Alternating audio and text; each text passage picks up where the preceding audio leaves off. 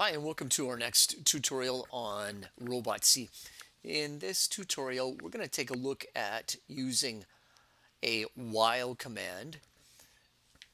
So what we're going to do is first bring in a while command from the graphic menu. And what we're going to have the robot do is we want it to move forward until one of the touch sensors is pressed. So this command says while the get touch value is equal to 0, it's going to set all of the motors, all four, to run at 50%. So it's going to move forward as long as the touch sensor value is equal to 0. In other words, it's not touched. When it is touched, this value will turn to 1, and this while command will end and it will move to the next command. So in programming, once one command is executed, it moves on to the next command.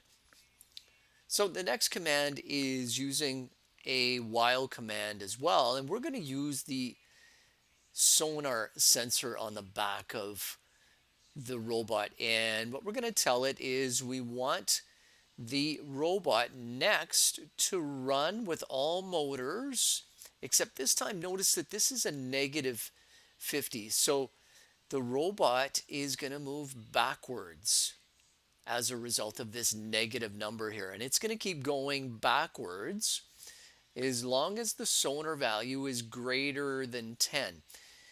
As soon as it becomes less than or equal to 10, in other words, as soon as something approaches the sensor on the back, it's going to move to the next step. Or in other words, in this case, it will stop.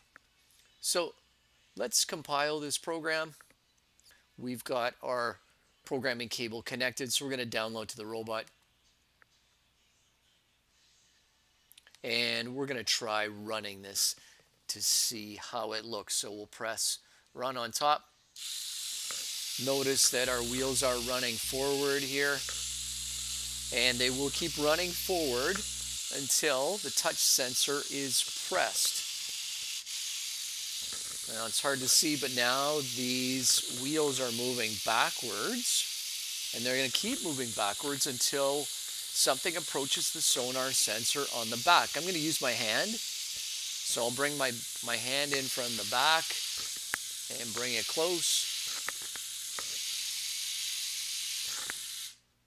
And there.